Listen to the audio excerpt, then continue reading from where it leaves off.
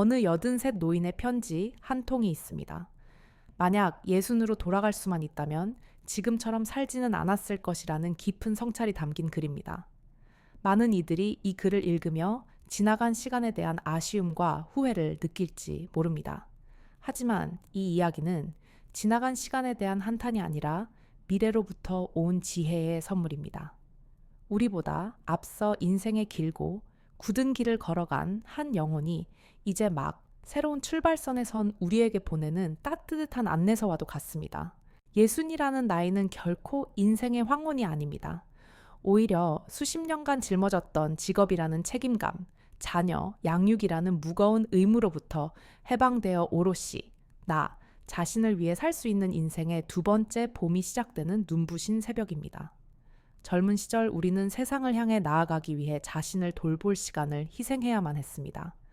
하지만 이제 우리는 세상의 중심에서 한 걸음 물러나 자기 자신의 내면으로 깊이 들어가는 장엄한 여행을 시작할 수 있는 특권을 얻었습니다. 이 글은 무엇을 놓쳤는지에 대한 슬픈 기록이 아닙니다.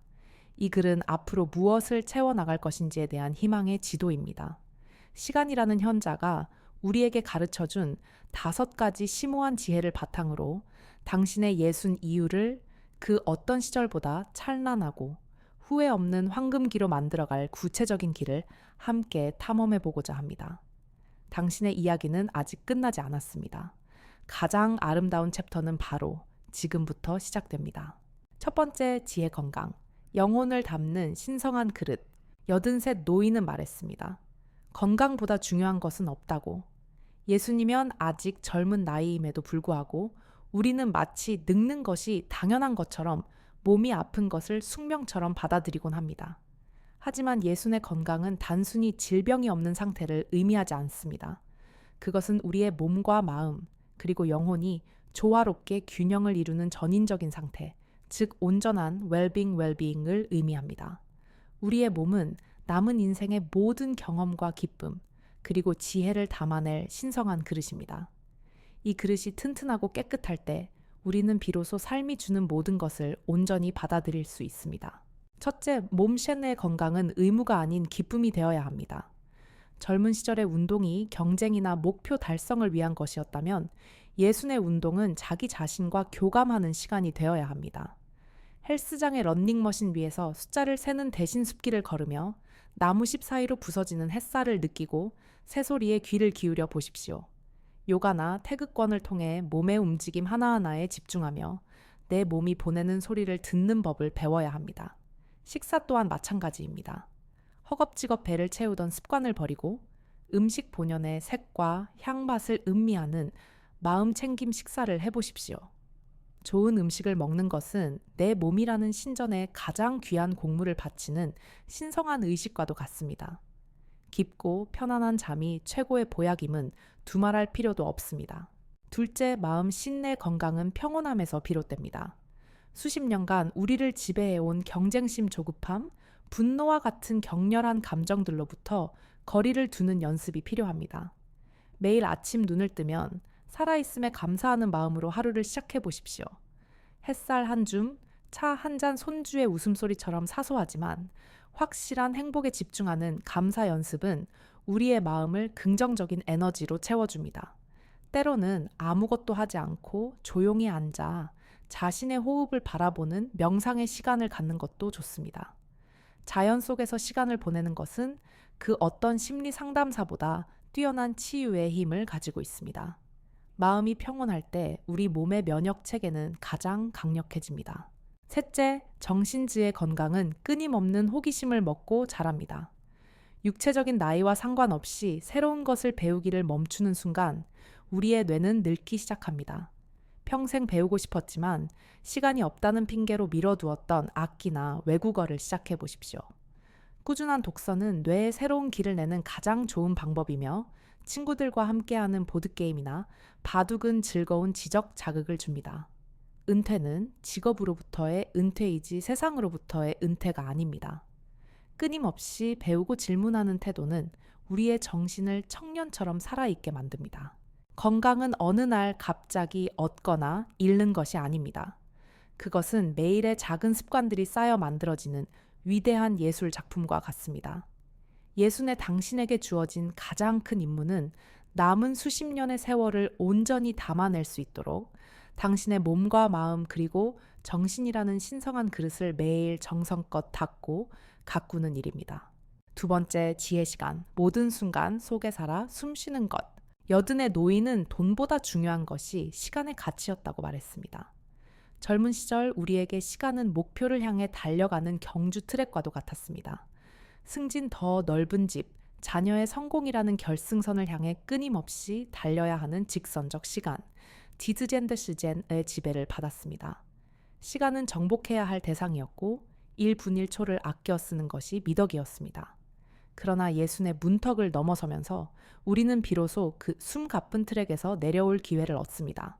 그리고 자연의 섭리처럼 계절이 오고 가는 순환적 시간, 액슌칸드 시젠의 흐름에 몸을 맡길 수 있게 됩니다. 이것은 인생의 두 번째 봄이 우리에게 주는 가장 큰 선물입니다. 은퇴 후 갑자기 주어진 방대한 시간 앞에서 많은 이들이 당혹감을 느낍니다. 무엇을 해야 할지 몰라 무기력하게 텔레비전 앞에서 하루를 보내거나 의미 없는 약속들로 억지로 시간을 메우기도 합니다. 예순의 지혜는 남는 시간을 죽이는 것이 아니라 주어진 시간을 삶으로 채우는 것에 있습니다. 시간의 양이 아니라 질이 중요해지는 시기입니다. 공허한 시간을 보내는 것과 충만한 순간을 경험하는 것은 완전히 다릅니다. 스마트폰을 무의미하게 넘겨보는 한 시간과 좋아하는 책의 한 구절에 깊이 몰입하는 한 시간은 결코 같을 수 없습니다.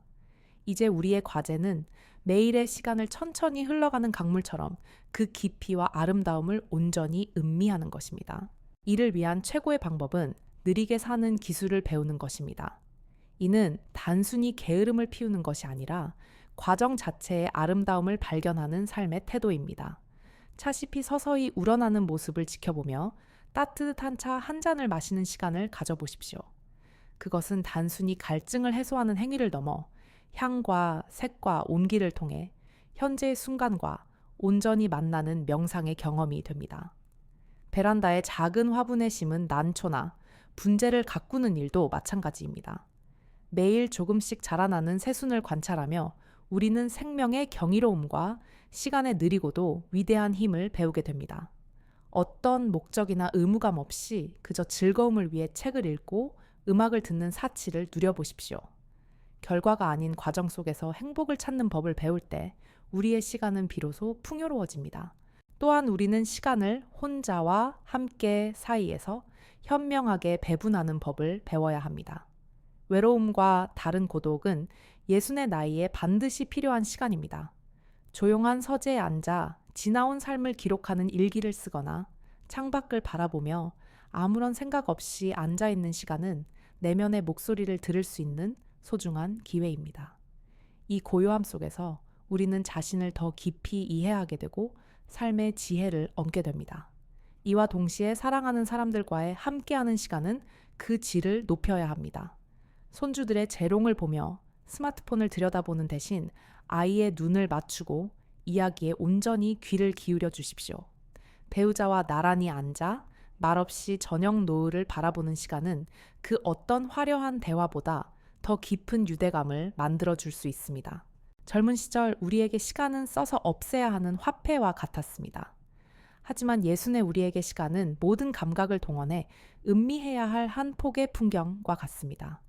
인생의 진정한 부유함은 얼마나 오래 살았느냐가 아니라 얼마나 많은 순간들을 온전히 살아냈느냐에 의해 결정됩니다. 당신에게 주어진 모든 순간 속에 살아 숨 쉴 때 시간은 더 이상 우리를 늙게 하는 적이 아니라 우리를 더욱 깊어지게 하는 친구가 될 것입니다. 세 번째 지혜 관계, 마음이라는 정원을 가꾸는 법. 인생의 끝자락에 선 노인은 몸이 아플 때가 아니라 마음 둘 곳이 없을 때가 가장 외롭다고 했습니다. 젊은 시절 우리에게 관계는 때로 성취를 위한 수단이거나 극복해야 할 과제처럼 느껴졌습니다. 성공을 위해 인맥을 관리하고 바쁘다는 핑계로 가족의 안부를 뒤로 미루기도 했습니다. 우리는 관계의 소중함보다는 그것이 주는 번거로움에 더 집중했는지도 모릅니다. 하지만 예순의 나이가 되면 우리는 비로소 관계의 본질을 깨닫게 됩니다. 관계는 더 이상 수단이 아니라 그 자체가 삶의 목적이자 가장 큰 행복의 원천이 됩니다. 예순의 지혜는 관계의 범위를 새롭게 정의하는 데서 시작합니다. 수십 년을 함께한 배우자와 자녀 오랜 친구들은 물론 소중한 자산입니다. 하지만 이제 우리는 새로운 관계의 씨앗을 뿌릴 용기가 필요합니다. 동네 복지관의 서예 교실에서 만난 동년배 친구 등산, 동호회에서 만난 후배처럼 새로운 인연은 우리의 삶에 신선한 활력을 불어넣어 줍니다. 그리고 이 모든 관계의 중심에는 가장 근본적인 관계, 바로 자기 자신과의 관계가 있습니다. 수십 년간 타인에게 맞추느라 소홀했던 나 자신과 따뜻하게 화해하고 스스로를 아끼고 존중하는 법을 배울 때 우리는 비로소 타인과도 건강한 관계를 맺을 수 있습니다. 관계를 가꾸는 기술은 의무에서 온전한 현존 프레젠스로 전환하는 것입니다. 생일을 챙기고 명절에 선물을 보내는 의무적인 행동을 넘어 마음과 마음이 만나는 순간을 만들어야 합니다. 그 첫 번째 기술은 깊이 듣기입니다. 상대방의 말을 판단하거나 조언하려는 욕구를 내려놓고 그저 그의 감정과 침묵까지 온전히 들어주는 것입니다. 이러한 깊은 경청은 그 어떤 값비싼 선물보다 더 큰 위로와 유대감을 만들어냅니다. 두 번째 기술은 진심으로 감사하기입니다. 고맙다는 의례적인 말을 넘어 무엇이 왜 고마운지 구체적으로 표현하는 것입니다. 당신이 끓여준 된장찌개 덕분에 어린 시절 어머니의 손맛이 떠올라 마음이 참 따뜻했어. 와, 같은 진심 어린 표현은 관계를 더욱 깊고 풍요롭게 만듭니다.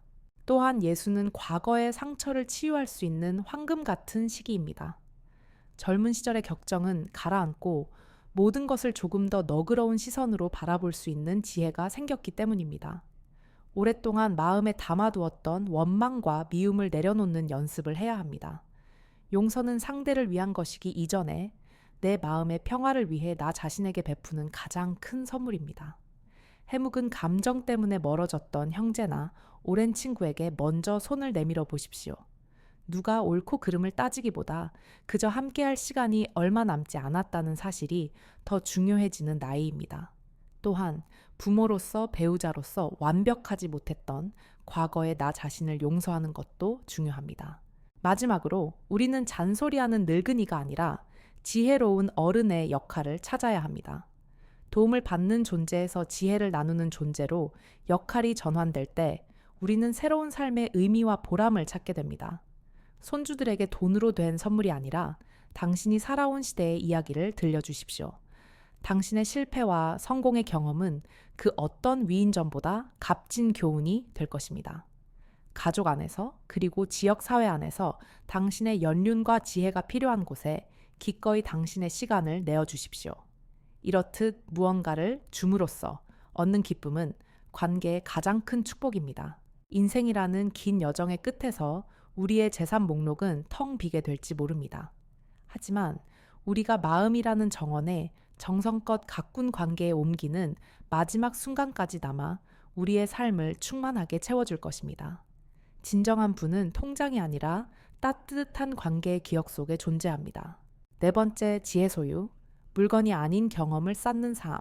노인의 방에는 낡은 이불과 작은 책상, 그리고 오래된 가족 사진 한 장이 전부였다고 했습니다. 젊은 시절 우리는 더 많은 것을 소유하기 위해 애썼습니다. 더 좋은 차, 더 넓은 집, 더 비싼 물건들이 성공의 척도이자 행복의 증거라고 믿었습니다. 하지만 예순의 문턱을 넘으면 우리는 소유의 본질에 대해 다시 생각하게 됩니다. 평생을 바쳐 쌓아 올린 그 많던 물건들은 과연 우리에게 진정한 만족을 주었을까요? 예순의 지혜는 더하기의 삶에서 빼기의 삶으로 전환하는 것입니다. 이는 단순히 물건을 버리는 행위를 넘어 불필요한 욕심과 집착으로부터 자유로워지는 정신적인 해방을 의미합니다. 집안을 가득 채운 물건들을 하나씩 정리해 보십시오. 지난 수십 년간 한 번도 입지 않은 옷 언젠가 쓸 것이라며 쌓아둔 그릇들, 그리고 이제는 읽지 않는 책들. 그 물건들을 정리하는 과정은 단순히 공간을 넓히는 일이 아니라 과거의 집착과 작별하고 현재를 가볍게 살아갈 힘을 얻는 과정입니다. 이렇듯 비움으로써 얻게 되는 여유와 평온함은 그 어떤 명품 가방도 줄 수 없는 진정한 명품의 가치를 지닙니다. 물건이 떠난 빈자리는 이제 추억과 경험으로 채워야 합니다. 기억은 시간이 흘러도 빛이 바래지 않으며 아무도 훔쳐갈 수 없는 온전한 나만의 자산입니다. 그리고 이 자산은 우연히 생기는 것이 아니라 우리가 적극적으로 창조하고 수집해야 하는 것입니다. 이제부터 당신의 삶을 한 편의 아름다운 영화처럼 만들어갈 구체적인 방법을 실천해 보십시오.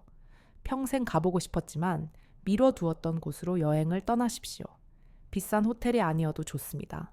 기차 창밖으로 스쳐가는 풍경을 바라보고 낯선 시장의 활기를 느끼는 모든 순간이 당신의 영혼에 새겨질 것입니다. 손주들과 함께하는 시간을 그저 바라만 보지 말고 적극적으로 추억을 만드십시오. 함께 김치를 담그거나 옛날 이야기를 들려주며 그 순간을 사진이나 영상으로 남겨두십시오. 훗날 그 사진 한 장은 그 어떤 값비싼 유산보다 더 큰 힘을 발휘할 것입니다. 젊은 시절 바쁘다는 핑계로 멀리했던 문화생활을 다시 시작하는 것도 좋은 방법입니다. 친구와 함께 음악회에 가거나 아내와 함께 전시회를 찾아 좋은 그림을 감상하는 시간은 우리의 감성을 풍요롭게 하고 아름다운 기억의 한 페이지를 장식할 것입니다. 우리가 남겨야 할 진정한 유산은 통장에 찍힌 숫자가 아니라 우리의 삶의 이야기와 우리가 나눈 사랑의 기억입니다. 당신의 자녀와 손주들에게 값비싼 물건 대신 당신이 젊은 시절 겪었던 실패담과 그것을 극복했던 지혜를 물려주십시오. 당신이 사랑하는 사람들과 함께 웃고 울었던 그 모든 순간의 기록들이야말로 당신이 남길 수 있는 가장 위대한 유산입니다. 예순의 당신은 이제 더 이상 무언가를 채우기 위해 애쓸 필요가 없습니다. 이미 당신 안에 충분히 많은 것들이 있기 때문입니다. 이제는 그것들을 꺼내어 경험하고 나누고 기억으로 만드는 일에 집중해야 합니다. 결국 인생의 마지막 순간에 남는 것은 무엇을 가졌는가가 아니라 어떻게 살았는가입니다. 당신의 영혼의 집을 비싼 가구가 아닌 따뜻한 추억과 다채로운 경험으로 가득 채우십시오. 그것이야말로 진정으로 풍요로운 삶이며 시간이 흐를수록 더욱 빛나는 지혜의 소유 방식입니다. 5번째, 지혜 자기 자신. 진정한 나를 찾아 떠나는 여행. 인생의 대부분을 남에게 맞춰 살았다는 노인의 고백은 우리 모두의 마음을 울립니다. 우리는 사회가 정해준 역할에 맞춰 가족의 기대에 부응하며 직장에서의 책임감을 다하며 살아왔습니다. 김 부장님, 민수 아빠, 누군가의 남편. 수많은 이름표를 달고 정신없이 살다 보니 정작 그 이름표 뒤에 숨어 있는 나는 누구인지, 내가 진짜 무엇을 좋아하는지조차 잊어버렸습니다. 예수는 바로 그 모든 역할로부터 자유로워져 진정한 나를 찾아 떠나는 위대한 여행이 시작되는 나이입니다. 이것은 내면으로 떠나는 고고학 탐사와도 같습니다. 사회적 가면을 벗어던지고 내 마음속 가장 깊은 곳에 묻혀있던 어린 시절의 꿈과 열정을 발굴해내는 과정입니다. 사회가 요구하는 성공이 아니라 내 가슴을 뛰게 했던 것이 무엇이었는지 기억해내야 합니다. 그것이 먼지 쌓인 기타였든 그려보다 만 스케치북이었든 혹은 끄적이다 멈춘 시 구절이었든 상관없습니다. 이제는 누구의 평가도 의식할 필요 없이 오롯이 나의 즐거움을 위해 잊었던 꿈들을 다시 펼쳐 보일 시간입니다. 은퇴 후 많은 이들이 목적 상실의 위기를 겪습니다. 하지만 예순의 목적의식은 더 이상 거창한 성취일 필요가 없습니다. 세상에 나를 증명하는 삶이 아니라 나의 하루를 의미로 채우는 삶으로 전환되어야 합니다. 정성껏 가꾼 텃밭에서 싱싱한 채소를 수확하는 기쁨, 서툰 솜씨로나마 손주에게 스웨터를 떠주는 보람 동네 도서관에서 아이들에게 책을 읽어주는 봉사활동. 이처럼 작지만 선한 영향력을 통해 우리는 새로운 삶의 의미를 발견할 수 있습니다. 위대한 업적을 남기는 것이 아니라 매일의 삶 속에서 나만의 소박한 행복과 기쁨을 창조해 나가는 것이 예순의 새로운 소명입니다. 그리고 이 모든 여정의 기반에는 자기 자신과 친구 되기가 있습니다. 우리는 평생 자신에게 가장 엄격한 재판관이었습니다. 과거의 실수를 자책하고 현재의 약점을 비난하며 스스로를 몰아세웠습니다. 이제는 그 날카로운 비판의 목소리를 멈추고 나 자신에게 따뜻한 친구가 되어 주어야 합니다. 지난 세월 애쓰며 살아온 나를 따뜻하게 안아주고 그동안 고생 많았다고 위로해 주십시오. 과거의 실수를 용서하고 현재의 나를 있는 그대로 받아들이는 자기 수용과 자기 연민은 예순의 나이에 우리가 배워야 할 가장 중요한 덕목입니다. 인생의 두 번째 봄에 떠나는 가장 위대한 탐험은 미지의 대륙을 향한 것이 아니라 평생을 함께했지만 여전히 낯선 나 자신의 내면을 향한 것입니다. 진정으로 나를 이해하고 나를 사랑하게 될 때 우리는 비로소 다른 모든 지혜들을 온전히 살아낼 수 있는 뿌리 깊은 힘을 얻게 됩니다. 결론, 당신의 이야기는 바로 지금부터 시작입니다. 우리는 83 노인이 미래에서 보내온 한 통의 편지로 이 긴 여행을 시작했습니다. 우리는 그 편지 속에서 5가지 심오한 지혜를 발견했습니다. 건강은 영혼을 담는 신성한 그릇이며 시간은 음미해야 할 한 폭의 풍경이라는 것을 배웠습니다. 관계는 마음의 정원을 가꾸는 일이며 소유는 물건이 아닌 경험을 쌓는 삶이라는 것을 깨달았습니다. 그리고 이 모든 것의 시작과 끝에는 진정한 나를 찾아 떠나는 위대한 여행이 있다는 것을 알게 되었습니다. 노인의 후회는 더 이상 슬픈 과거의 기록이 아닙니다. 그것은 우리의 미래를 위한 소중한 이정표가 되었습니다. 그의 지나간 예수는 우리의 다가올 황금기를 위한 값진 지침서입니다. 그러니 예순의 당신이여 아직 아무것도 늦지 않았습니다. 당신의 이야기는 끝나지 않았습니다. 오히려 이제 막 가장 찬란한 챕터가 시작되려 합니다. 과거는 바꿀 수 없지만 미래는 오늘의 선택에 의해 만들어집니다. 당신의 남은 인생이라는 새하얀 캔버스 위에 어떤 그림을 그릴지는 온전히 당신의 손에 달려 있습니다. 당신의 두 번째 봄이 지금 막 시작되었습니다. 마음껏 피어나십시오.